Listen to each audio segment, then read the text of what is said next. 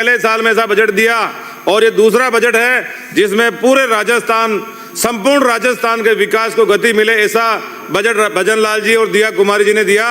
और नरेंद्र मोदी जी का जो सपना है 2047 में भारत विकसित बने और उसी दिशा की ओर विकसित भारत बने, मोदी जी का जो सपना है, मोदी जी का जो संकल्प है, उसको पूरा करने के लिए उनके साथ कंधे से कंधा मिलाकर खड़े हैं हमारे राजस्थान के यशस्वी मुख्यमंत्री जी भजन लाल जी शर्मा। इन्होंने विकसित राजस्थान के लिए जो सपना देखा है और हर विधायक के माध्यम से, हर विधानसभा क्षेत्र के माध्यम से पूरे राजस्थान में जो नव निर्माण का काम किया, ये बहुत ही सराहनीय कदम है। और जो जैसा बजट दिया वैसा बजट कभी दिया ही नहीं होगा। और राइजिंग राजस्थान के माध्यम से अभी पिछले कुछ समय पहले राइजिंग राजस्थान के माध्यम से जो 35 लाख करोड़ रुपए के बिजनेस एमओयू है, ये बहुत बड़ी बात है। 35 लाख करोड़ रुपए का व्यापार राजस्थान में आएगा तो यहाँ के गरीब किसान के बेटों को, मजदूर के बेटों को नौकरी मिलेगी, रोजगार मिलेगा, काम धंधा मिलेगा, व्यापार मिलेगा। और पूरे देशों विदेशों से भी व्यापारी वर्ग आया था और पूरे देश के हर राज्य के लोग यहाँ आए थे, एमओयू साइन किए थे। लेकिन पिछली सरकार, जो पूर्ववर्ती सरकारें होती थी, वो एमओयू के नाम पे अपने मिलने वालों को जमीनें अलॉटमेंट करते थे, अपने मिलने वालों को खाने अलॉटमेंट करते थे, अपने मिलने वालों को उद्योगों के लिए जमीनें अलॉटमेंट करते थे। ऐसा ही वाकया मेरे भीलवाड़ा में हुआ था। मैंने अभी पिछली बार भी बोला था कि 3-3 रुपए महीने में भी एक जमीन अलॉटमेंट कर रखी है, 135 रुपए महीने में जमीन अलॉटमेंट कर रखी है। और खुद जनप्रतिनिधि अपने दोस्त के नाम पर अलॉटमेंट करवाते थे और जो जनप्रतिनिधि है उन्होंने 135 रुपए पर डे के हिसाब से उद्योग के नाम से कराई, फिर दोस्त को डरा धमका करके उसको अपने रिसोर्ट बना लिया। ऐसा वो काम करते थे। लेकिन हमारे भजन लाल जी की सरकार है, इन्होंने टेक्सटाइल पार्क के लिए भीलवाड़ा के नए, मैं केवल भीलवाड़ा संबंधी बात करूंगा और मैं मेरी विधानसभा भीलवाड़ा की ही बात करूंगा। भीलवाड़ा के टेक्सटाइल उद्योग, जो भीलवाड़ा राजस्थान ही नहीं पूरे भारत में टेक्सटाइल नगरी के नाम से जाना जाता है भीलवाड़ा, और भीलवाड़ा में जो शूटिंग का कपड़ा बनता है, जो पूरे भारत में एक अपना अलग ही स्थान रखता है, उसमें टेक्सटाइल भारत राजस्थान सरकार की जो 100 दिन की कार्य योजना थी उसमें शामिल करके भीलवाड़ा को टेक्सटाइल पार्क देने का काम किया और भीलवाड़ा को नए नए उद्योग देने का काम किया।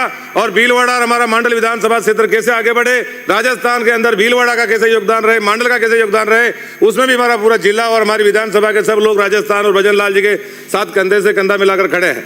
और राजस्थान के उद्योगों को स्थापित करने के लिए उन्होंने क्या किया, पिछली पूर्ववर्ती सरकार क्या करती थी, अपने मिलने वालों को नाम पर हरियाणा से बुला के जमीनें अलॉटमेंट करा दी। मेरे भीलवाड़ा के अंदर एक जिंदल नाम से कंपनी है, जो 2008 में जब पूर्ववर्ती सरकार कांग्रेस सरकार थी तब उन्होंने अलॉटमेंट की। और उन्होंने जब सरकार का मकसद ये होता है कि अगर किसी उद्योग को, कारखाने को अगर दिया जाए तो लोकल लोगों को रोजगार मिलेगा, काम धंधा मिलेगा, इसके माध्यम से उद्योग व्यापार लगाए जाते हैं। लेकिन उन्होंने वो 1258 बीघा जमीन उनके अलॉटमेंट की और उस कंपनी के अंदर आज भी केवल 20 लोग भी उसमें ऑन रोल कंपनी में काम नहीं कर रहे हैं। सारे ठेके पूर्ववर्ती सरकार के नेताओं के हैं और यूपी बिहार के बाहर के लोगों को ला के व्यापार और कॉन्ट्रैक्ट ठेका प्रति पे काम दे रखा है। मैं सदन के माध्यम से मांग करता हूं कि जो अगर हमारी विधानसभा क्षेत्र, हमारे जिले की अगर जो जमीन के ऊपर जिनको खाने अलॉटमेंट की गई, जिनको फायदा दिया गया, फायदा इसलिए दिया गया कि यह लोकल जनता के लिए, लोकल लोगों के लिए, लोकल व्यक्तियों के लिए रोजगार उपलब्ध हो, उसके लिए काम किया था। लेकिन उन्होंने लोकल लोगों को व्यापार रोजगार नहीं दे करके दूसरे प्रदेशों के लोगों को रोजगार दिया जा रहा है, ठेका पद्धति पे काम दिया जा रहा है। मैं सदन के माध्यम से मांग करता हूं कि सरकार हमारे विधानसभा क्षेत्र के जो हमारी चारागाह भूमि बिला नाम भूमि 1258 बीघा पे कब्जा किया, लोकल लोगों को रोजगार दिया जाए। और पूर्ववर्ती सरकार के नेताओं ने अभी भी वहाँ ठेके चल रहे हैं और हमारा कोई कार्यकर्ता अगर गया कि भाई हमारे को रोजगार दिया जाए, जिस गांव में खनन क्षेत्र चल रहा है उसी गांव का एक भाजपा का कार्यकर्ता गया था, मेरे को भी रोजगार दिया जाए, उसके ऊपर गोली चला दी गई। हरियाणा के अंदर बाउंसर ला के वहाँ बिठा दिए गए। मैं सदन के माध्यम से करता हूँ, ऐसा जो उद्योग है उन लोगों को पाबंद करे कि भाई लोकल स्तर पर जो लोग हैं उन लोगों को रोजगार दिया जाए।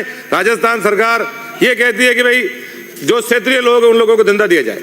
लेकिन पूर्ववर्ती सरकारों ने जो घपले किए, घोटाले किए, जमीनों के बहुत सारे उल्टे सुल्टे काम किए, पर हमारे भजन लाल जी की सरकार एक बार नए राजस्थान के निर्माण के लिए अच्छा काम कर रही है। सब लोग उनको सराहना करना है। और मैं एक निवेदन और करना चाहता हूं कि भाई भीलवाड़ा जिले के अंदर मंडल विधानसभा क्षेत्र के 56 गांव यूआईटी पेरा फेरी में आते हैं और पेरा फेरी के अंदर सारी चारागाह भूमि बिला नाम भूमि वो नगर विकास विभाग के नाम दर्ज हो चुकी है। बहुत सारे गांव के लोग हैं, मेरा ही जैसे मैं मेरा ही बताता हूँ, मेरा खुद का गांव 40% जो चारागाह भूमि पे लोग निवास करते हैं और मेरा खुद का भी घर चारागाह भूमि में है, तो मेरे को मेरी खुद की कमी बताते हुए शर्म नहीं आती। और मेरा जिस गांव का जो सरपंच है वो भी चारागाह में निवास करता है।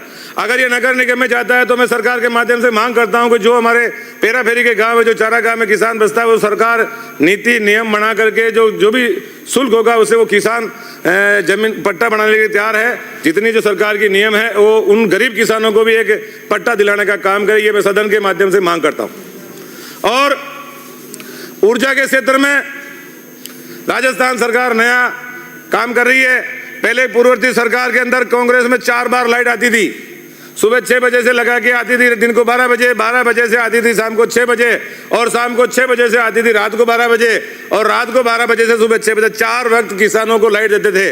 लेकिन हमारे भजन लाल जी की जैसे ही सरकार बनी, हीरा लाल जी इसके ऊर्जा मंत्री बने, भारतीय जनता पार्टी भजन लाल जी की सरकार आते ही इन्होंने जमीन लाइट को 2 वक्त कर दिया। सुबह 6 बजे से शाम को 6 बजे तक किसान को देंगे। ठंड के समय में पाला पड़ता था तो बहुत सारे किसान ठंड के मारे मौत हो जाती थी, किसी को सांप बिच्छू काटने से मौत हो जाती थी। तो भजन लाल जी की सरकार है, उन लोगों ने बहुत अच्छा काम किया। और अभी इस बजट में 100 छोटे बड़े ग्रिड मिला के 180 ग्रिड नए बना करके किसानों को फायदा पहुंचाने का काम भजन लाल जी की सरकार ने किया। और ये किसानों के समर्पित सरकार है, किसानों का भला सोचने वाली सरकार है। और कुसुम योजना के माध्यम से ऊर्जा को जो है सब्सिडी देकर के किसानों को जोड़ने का काम कर रही है। और 150 यूनिट बिजली फ्री राजस्थान सरकार किसानों को देने के लिए तैयार है। और किसानों के कृषि के 50,000 कृषि कनेक्शन 1 साल में देने के लिए सरकार घोषणा कर चुकी है। और 5 लाख डोमेस्टिक कनेक्शन के लिए भी सरकार ने घोषणा कर दी है।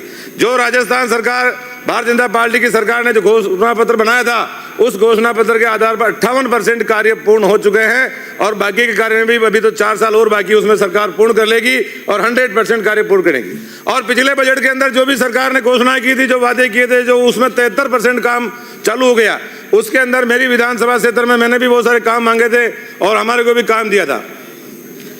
धुआड़ा के अंदर धुआड़ा से लगा के बादू तक एक जो रोड का काम मांगा था मैंने 7 मीटर का, वो काम पूर्ण चालू हो गया है। और हरिपुरा चौराहे से लगा के देवगढ़ तक जो 4 लाइन के उसकी मांग की थी, उसकी भी डीपीआर बन चुकी है। बहुत जल्द वो हाईवे का काम भी 4 लाइन का हो जाएगा। पर मैं सदन के माध्यम से सरकार से मांग करना चाहता हूं कि उस हाईवे को हरिपुरा चौराहे से थोड़ा 10-12 किलोमीटर और बढ़ाते हुए लांबिया टोल तक किया जाए, क्योंकि वो विधानसभा दासिन में आता है। मैंने वहाँ सीएम साहब से भी बात की थी, क्योंकि अगर वो लांबिया टोल तक होता है तो वो सीधा देवगढ़ चला जाएगा और वहाँ से 40-45 किलोमीटर का एक चक्कर कम पड़ेगा। आने जाने वाले हर व्यक्ति को उसका फायदा होगा।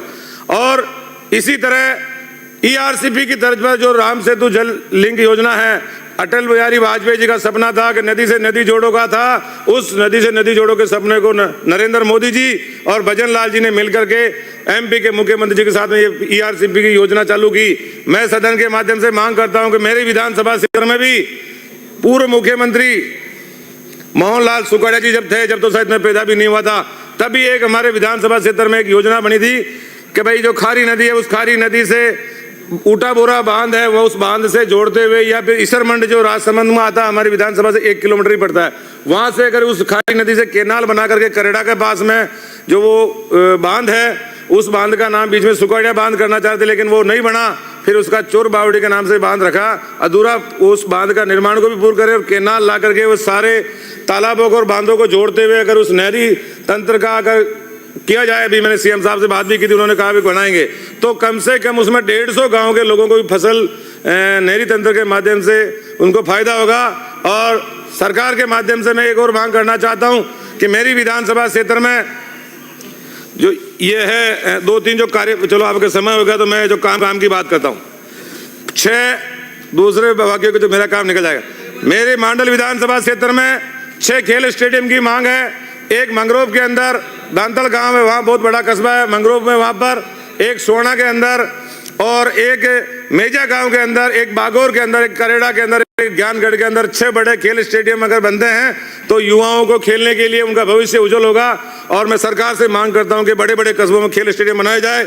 और मेजा बांध जो है भीलवाड़ा जिले का सबसे बड़ा बांध है, उसका सौंदर्यीकरण करने के लिए, उसको विकसित करने के लिए उसके ऊपर भी बजट दिया जाए। और उसको मेजा बांध को, जो हमारा मांडल का तालाब है, उस मांडल को तालाब को बांध का दर्जा दिया जाए। और उसके अंदर जो ऊपरी नहर निकली, उस नहर का जल अगर उस मांडल के तालाब में छोड़ा जाता है तो किसानों को फायदा होगा। और इसके साथ ही एक दोवनी नाटी जो है बहुत बड़ा मांडल का तालाब है, उसको धर्म तलाई के नाम से जाना था, उसका भी अगर सौंदर्यीकरण किया जाता है तो लोगों को उसके धर्म के प्रति आस्था बढ़ेगी और उसका फायदा मिलेगा। और 2 मिनट अध्यक्ष, सभापति महोदय 1 मिनट, अब तो वैसे ही कम है थोड़ा। एक बेमाली से लादवास लुहारिया होते हुए मांडल तक 7 मीटर का रोड चौड़ाईकरण किया जाए, जिससे लोगों को डायरेक्ट करड़ा से मांडल जाने के लिए फायदा मिलेगा। और एक बावड़ा से आमली कोठारी नदी पर काजवा बढ़ाते हुए 5.5 मीटर का रोड बनाया जाए, जिससे उनके लोगों को डायरेक्ट रायपुर, साड़ा, गंगापुर जाने के लिए फायदा होगा। आधा दादूलाल जी का आता है, आधा हमारे आता है। एक 148D सेमलो को बढ़िया से लगे कि गाजुना होते हुए थाना तक अगर 7 मीटर चौड़ा 10 किलोमीटर का रोड बनता है तो वो जो देवगढ़ वाला रोड, उस रोड से सीधा देवगढ़ निकल जाएगा और इससे फायदा होगा। बहुत सारे काम है, बहुत सारे विषय, इसमें आपने बोलने का मौका दिया, इसके लिए आपका बहुत बहुत धन्यवाद। जय हिंद, जय भारत, राम राम। राम साई वर्मा। सभापति महोदय, आपने मुझे बजट 2025-26 में बोलने का मौका दिया, उसके लिए आपका बहुत बहुत धन्यवाद। विधानसभा में सर्वजन हिताय सर्वजन सुखाय के उद्देश्य से माननीय मुख्यमंत्री भजनलाल जी शर्मा